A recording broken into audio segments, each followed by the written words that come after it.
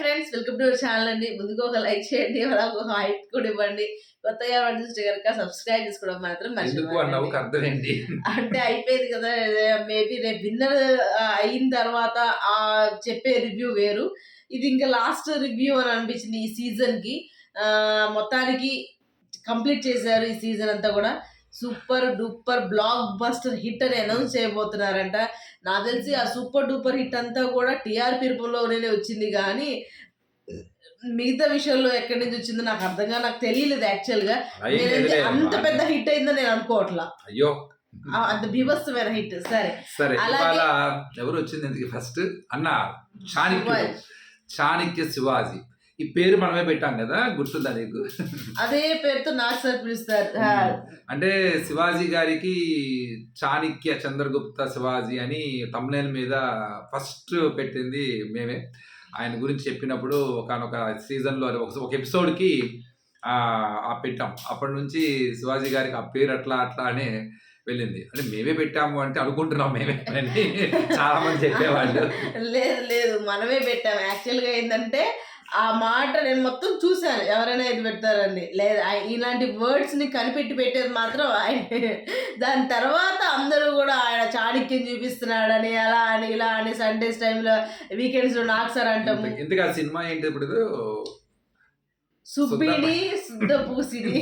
అందులో లయా గారు శివాజీ గారికి మంచి కాంబినేషన్. వాళ్ళిద్దరు చాలా హిట్ పేరు. అది ఏదో సినిమా ఉంటది వాళ్ళది, టక్కన గుర్తు రావట్లేదు ఇప్పుడు, కానీ చాలా బాగుంటది అది. మిస్ అమ్మ ఆ పిల్లోడు చాలా పెద్దోడు అయిపోయాడు, సిగ్గుపడుతున్నాడు బాగా. బాగా ఎంజాయ్ చేశాడు శివాజీ గారు, బాగా ఎంజాయ్ చేశారు. అందరితో బాగా మాట్లాడారు. అందరూ కూడా శివాజీ గారిని చూడంగానే కొద్దిగా జలక్ ఇచ్చేశారు. కానీ ఇదంతా చెప్పుకునే పోయే ముందు మనం ఒకటి చెప్పుకోవాలి. ఇవాళ ఆల్రెడీ షూట్ అయిపోయిందండి. బాటమ్ లో ఉన్న ఇద్దరిని ఎలిమినేట్ చేశారు. టాప్ 3 మాత్రమే ఇప్పుడు హౌస్ లో ఉన్నారు. అది రేపు ఎలిమినేషన్ జరుగుతుంది. కానీ బాటమ్ నుంచి చూడండి, టాప్ 5లో 5th ప్లేస్ లో సంజన గారు ఫస్ట్ ఎలిమినేట్ అయిపోయారండి. శ్రీకాంత్ గారు తీసుకొచ్చారు అని చెప్తున్నారు ఎలిమినేషన్, అంటే హౌస్ లోకి వెళ్ళి తీసుకొస్తారు సెలబ్రిటీ. అలా శ్రీకాంత్ గారు వెళ్ళి తీసుకొచ్చారని. అలాగే ఆమె సాటిస్ఫైడ్, ఐఎమ్ హ్యాపీ, ఆమె ఫుల్ హ్యాపీ. నేను టాప్ 5కి వచ్చాను చాలు, ఏ పొజిషన్లో ఉన్నా పర్లేదు అని అనుకుని ఆమె అన్నారు. కాకపోతే ఇంకా ముందుంటే బాగుండదు అనుకున్నాం, కానీ పర్లేదు. అలాగే ఇమాన్యుల్ 4th పొజిషన్లో ఎలిమినేట్ అయ్యారు. కానీ ఇది ఎక్కడో నాకు నచ్చల. ఎందుకనంటే ఇప్పుడు అక్కడ ఉన్న వాళ్ళందరిలో కూడా వీళ్ళే ఫస్ట్ రావాలి, వీళ్ళే సెకండ్ రావాలి, వీళ్ళే థర్డ్ రావాలి, వీళ్ళే 4th రావాలని మనం అనుకోవాలి. అంటే వీళ్ళందరూ కూడా డిజర్వ్డే. 3rd ప్లేస్కి 2nd ప్లేస్కి 1కి కూడా డిజర్వ్డే అనుకున్నాం. కానీ ఇమాన్యుల్ ఒకానొక టైంలో విన్నర్, ఈ అబ్బాయి ఈ సీజన్ కి విన్నర్ అవుతాడు అని చాలా టాక్ వచ్చింది. తనుజ వర్సెస్ ఇమాన్యుల్ ఇద్దరే చాలా రోజులు జరిగింది.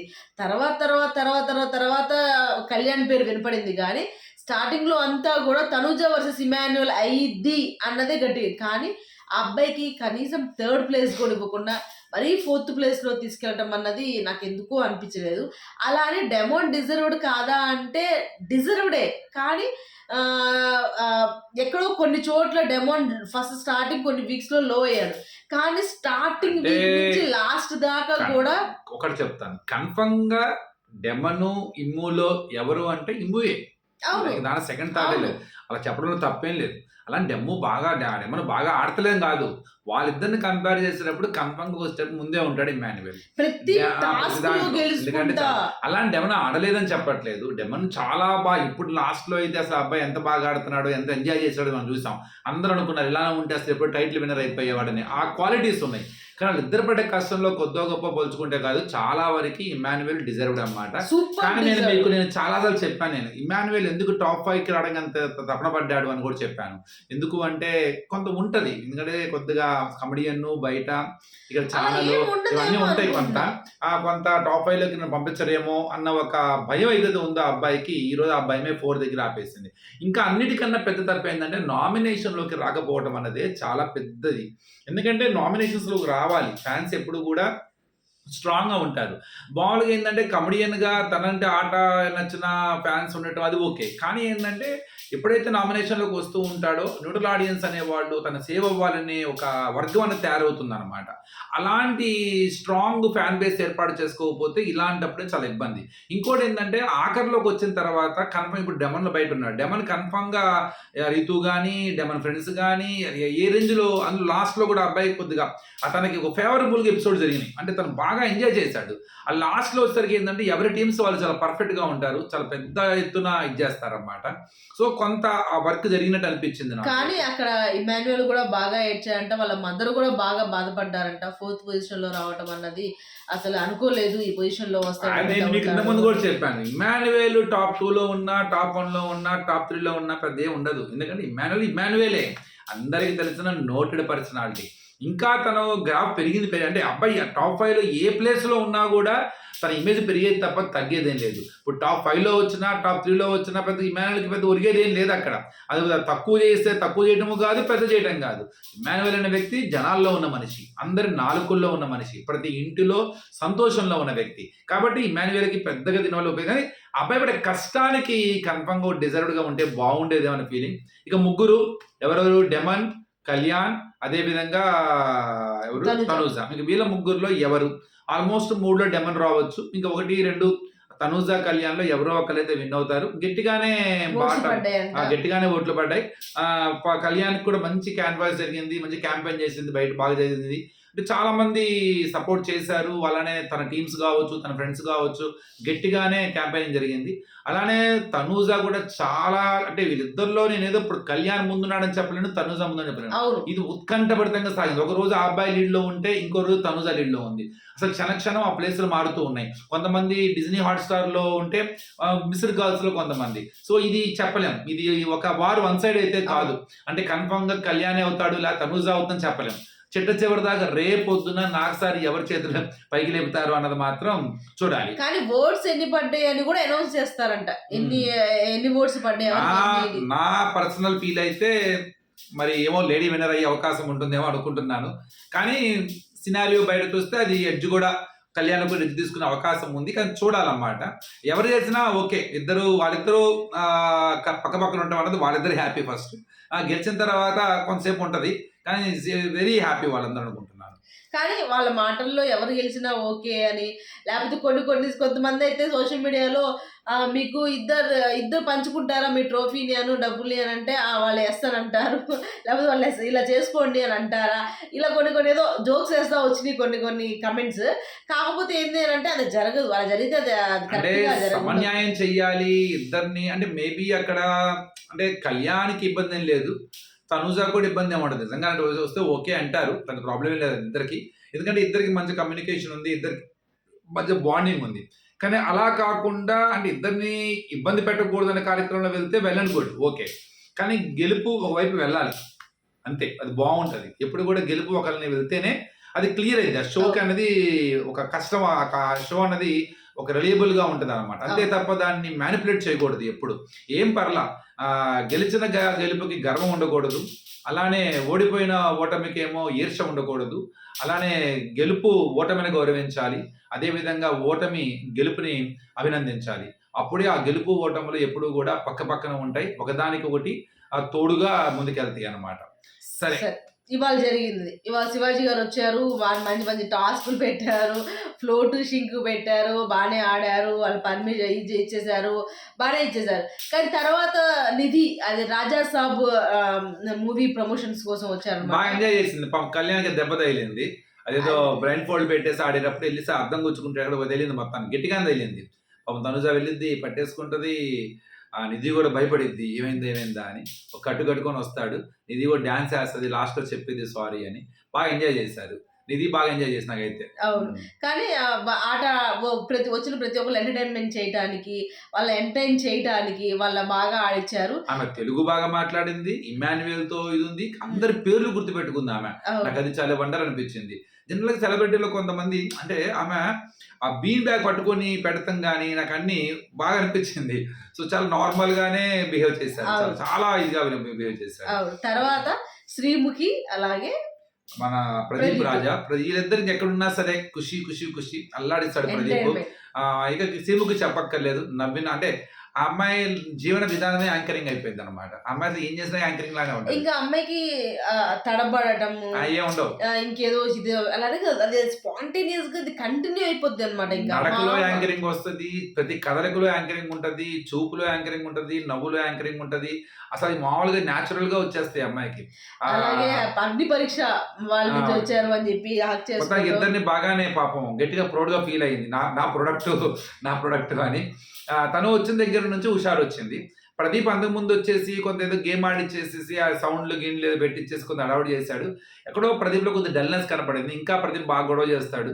అలాగే ఇవాళ ఒక విషయం చెప్పాలి మీకు, ప్రదీప్ అను తనుజ ప్రదీప్ రాగానే ఒక రకమైన ఎక్స్ప్రెషన్ ఇచ్చింది.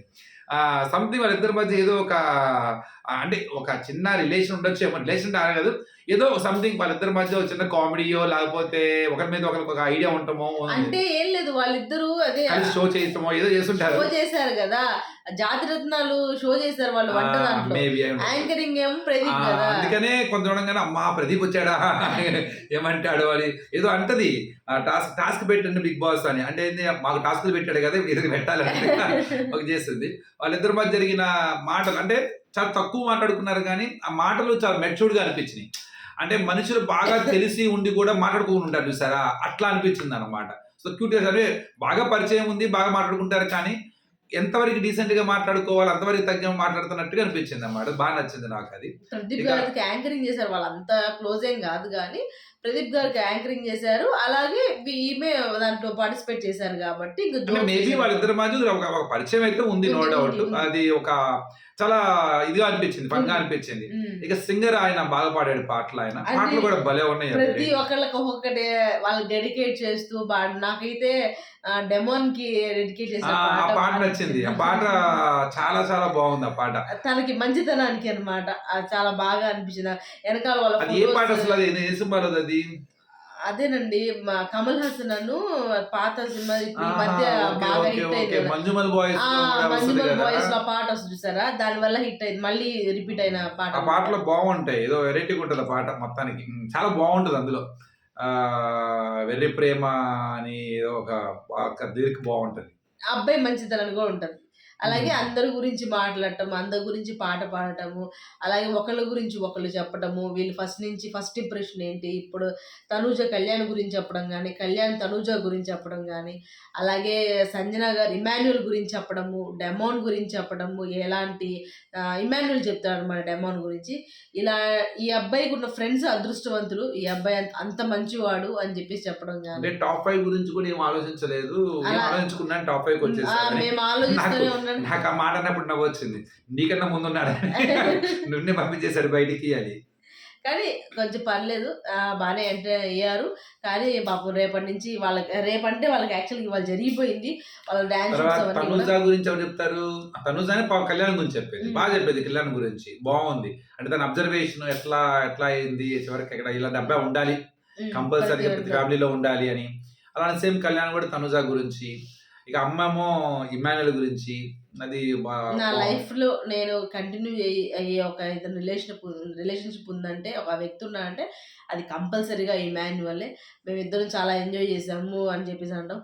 కానీ ఇమాన్యుల్ ఒక మాట అంటాడు కదా, 4 ఇది ఉంటే మధ్యలో నిలబెట్టడానికి ఏది గుడారం నిలబెట్టడానికి మధ్యలో ఒకటి లేపుతారు కదా ఆగటానికి, అది సంజన. మిగతా 4 మేమైతే మధ్యలో గుడారం లేసేది అది సంజన అని చెప్పి చెప్పడం అది చాలా బాగా అనిపించింది అనమాట.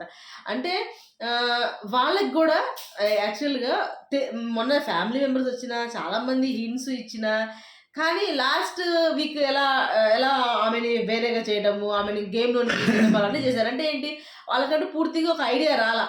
అలా ఐడియా కనుక వాళ్ళకి కొద్దిగా హింట్స్ రూపంలో కానీ ఏదైనా వచ్చున్నట్టయితే మేబీ అలా చేసి ఉండేవారు కాదేమో, ఆమెకి ఇంత పేరు కూడా వచ్చేది కాదేమో అని అనిపించింది నాకైతే.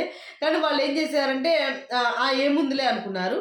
కానీ ఈరోజు ప్రతి ఒక్కరికి సంజన గారు మీరు మామూలుగా శివాజీ గారు కూడా చాలాసార్లు చెప్పారు, అలాగే ప్రదీప్ చాలాసార్లు సంజన గారు అని చెప్పేసి చాలా మాట్లాడారు. అలాగే శ్రీముఖి మాట్లాడటం కానీ, ఆమె గురించి చెప్పడం కానీ, ఈరోజు ఇమాన్యుల్ చెప్పేటప్పుడు కానీ ఏదైనా అవన్నీ వాళ్ళు వింటూ ఉంటారు అనమాట. అవునా ఇంత ఆట ఆడారా, ఇంత ఏం చేశారు అంటే వాళ్ళకి ఏం లేదు. ఈమె ఏం చేశారు, అదే భరణి గారు అంటారు కదా, మీరు ఏం చేశారు, ప్రాంక్స్ అవి చేసుకునే వచ్చేసారు ఇంత దూరం అని చెప్పేసి అన్నారు సరే. అదే మైండ్ సెట్ వీళ్ళందరిలో కూడా అదే ఉంది.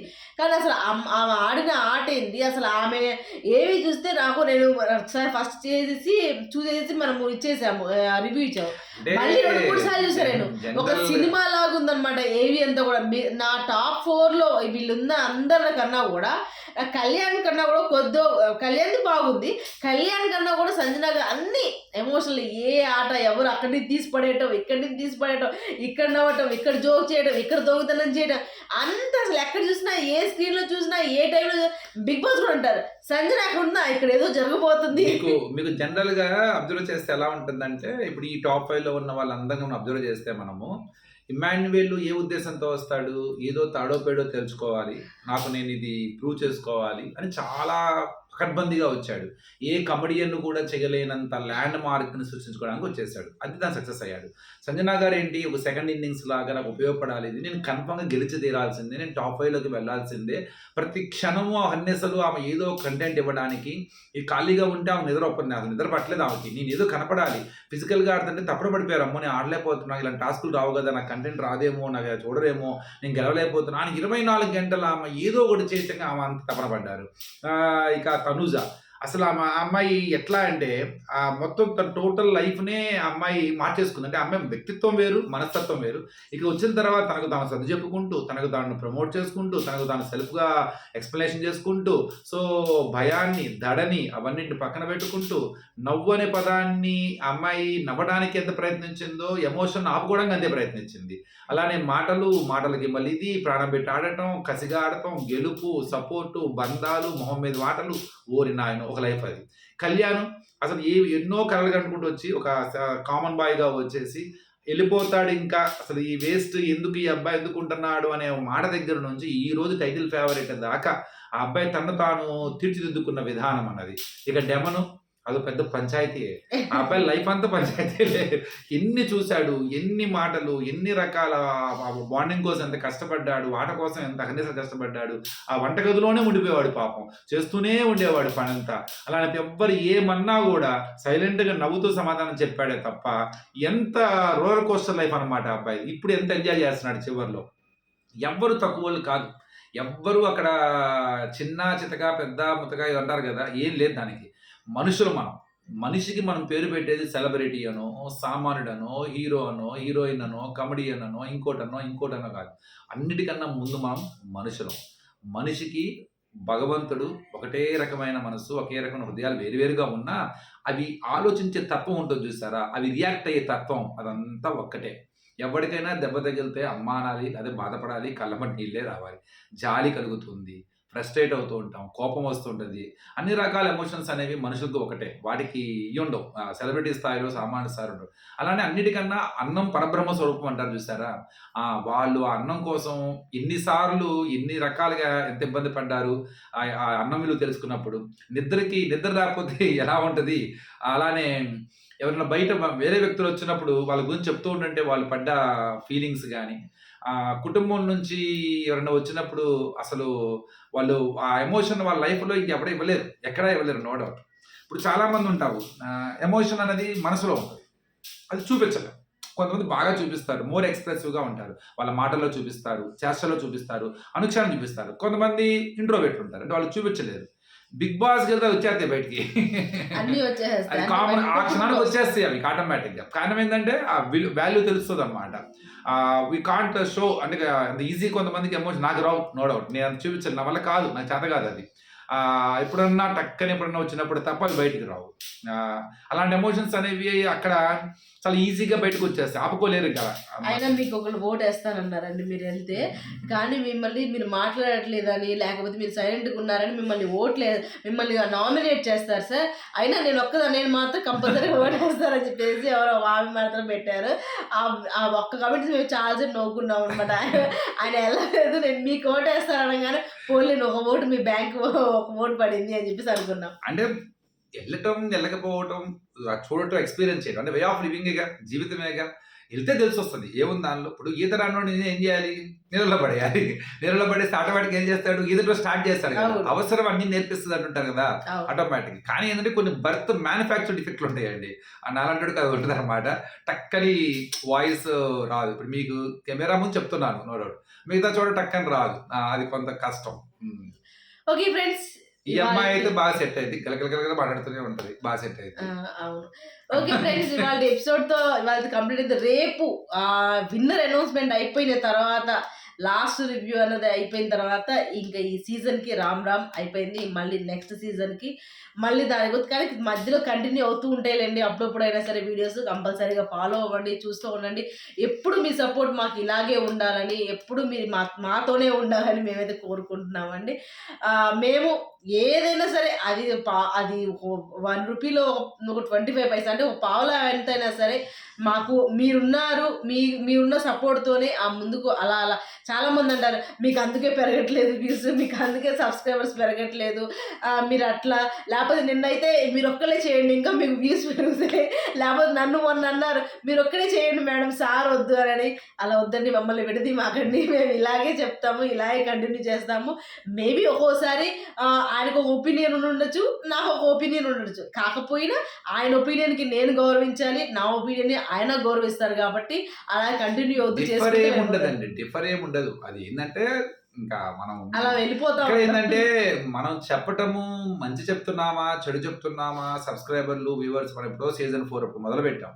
సీజన్ 4 నుండి సీజన్ 9 దాకా నిజంగానే 28,000 సబ్స్క్రైబర్ కూడా అవ్వలేదు మాకు నిజంగానే. వ్యూస్ కూడా యావరేజ్‌గా చూసుకుంటే 3K, 4K కూడా రాదు. ఎప్పుడన్నా వస్తది. ఫస్ట్‌లో కొద్దిగా అభిజిత్ అప్పుడు, తర్వాత 2, 3 సీజన్‌లు వచ్చిన తర్వాత అది అలా గ్రాడ్యువల్‌గా తగ్గుతూ యావరేజ్‌గానే వచ్చింది. అలా అని చెప్పేసి గుర్తింపు అయితే ఉంది. వీళ్ళు బాగా చెప్తారు, సాఫ్ట్‌గా చెప్తారు, న్యూట్రల్‌గా చెప్తారు, బయాస్డ్‌గా ఉండరు. అందరి వైపు మంచిగా మాట్లాడతారు. అది చాలు. ఈ వ్యూవర్స్, సబ్స్క్రైబర్లు ఇవన్నీ వస్తుంటే పోతుంటాయండి. వాటి కోసం అంటే ఎవరి క్రెడిబిలిటీ వాళ్ళది, ఎవరి వే ఆఫ్ స్టైల్ వాళ్ళది. అంతే తప్ప అంటారు కదా, వాళ్ళు తక్కువ, వాళ్ళు తక్కువ ఎక్కువ ఎక్కువలు ఉండవు. అలా ఏం ఉండదు. ఎవరి మనస్తత్వం వాళ్ళది, ఎవరి వే ఆఫ్ చెప్పే మాట కరెక్టే ఉంటది, కానీ చెప్పే స్టైల్ డిఫరెంట్‌గా ఉంటది. అందరం చిట్ట చివరికి కలిసేది ఒక చోటే. అందరూ ఏకగ్రీవంగా అందరికి ఒకటే ఒపీనియన్ కలిగి ఉంటాం. షోను కూడా ఏం చేస్తామంటే మనం అందరం ఒకే కళతో చూడం. ఎవరి కళతో వాళ్ళు చూస్తూ ఉంటాం. నాకు నచ్చింది మీకు నచ్చకపోవచ్చు. నాకు అవును. రైట్ అనిపించింది మీకు తప్పు అనిపించొచ్చు. లేదు మీకు తప్పు అనిపించింది నాకు రైట్ అనిపించొచ్చు. కానీ నేనేం చేస్తానంటే అన్ని వైపుల నుంచి ట్రై చేస్తానన్నమాట. మీ ప్లేస్‌లో కూడా ఉండి చూడడానికి ట్రై చేస్తాను నేను. నా ప్లేస్‌లో ఉండి మీరు చూడడానికి ప్రయత్నించరు కదా! ఎందుకని మీకు అవసరం లేదు. కానీ నేను రివ్యూవర్‌ని కాబట్టి కొద్దిగా చూడాల్సి వస్తది. అలా చూడాలి కూడా. అలా చూస్తేనే రివ్యూవర్ అవుతాడు. రివ్యూవర్ అనే వ్యక్తి ఎప్పుడు నా పాయింట్ ఆఫ్ వ్యూలో నేను చూస్తే అది నా రివ్యూ ఎందుకు అవుతుంది? నా ఒపీనియన్ అవుతుంది. రివ్యూ అంటే ఏంటి? అందరి పాయింట్ ఆఫ్ వ్యూలో, మెజారిటీ పాయింట్ ఆఫ్ వ్యూలో చూస్తూ చెప్పుకోవడమే రివ్యూవర్. అదే కదా! సో అందులో కొంత ఉంటారు. అలా అని చెప్పి మెజారిటీ పీపుల్ ఎక్కువ మంది ఒక అభిప్రాయాన్ని కలిగి ఉన్నారని చెప్పేసి అది రైట్ అనుకోకూడదండి. అవును. అది తప్పు అనుకునే వర్గం కూడా ఉంటారు. తక్కువ ఉన్నారు కదా అని చెప్పేసి మనం అనుకోకూడదు. అవును. అందులో తప్పు ఉంది. అంటే కొంతమంది గ్రహించారు. వాళ్ళకి నచ్చలేదు అది. అది కూడా యాక్సెప్ట్ చేయాల్సిందే. తప్పు, ఒప్పులనేవి మనిషి యొక్క చూసే విధానంలో ఉంటాయి. కాబట్టి నా దృష్టిలో తప్పు ఉండదు, రైటు ఉండదు. ఎవరి పాయింట్ ఆఫ్ వ్యూలో వాళ్ళు రైటు. ఎవరి పాయింట్ ఆఫ్ వ్యూలో తప్పు. తప్పొప్పులు లెక్కలేసుకుంటూ కూర్చుంటే జీవితం మొత్తం ఆ తప్పుల, ఒప్పుల మధ్య నలిగిపోతూ చిట్ట చివరికి లైఫ్‌లో ఆ తప్పొప్పులే ఉంటాయి ఇంకా. ఓకే ఫ్రెండ్స్, ఈ వీడియో మీకు నచ్చితే ప్లీజ్ లైక్ చేయండి, షేర్ చేయండి, సబ్స్క్రైబ్ చేసుకోవడం మాత్రం మర్చిపోకండి. బై.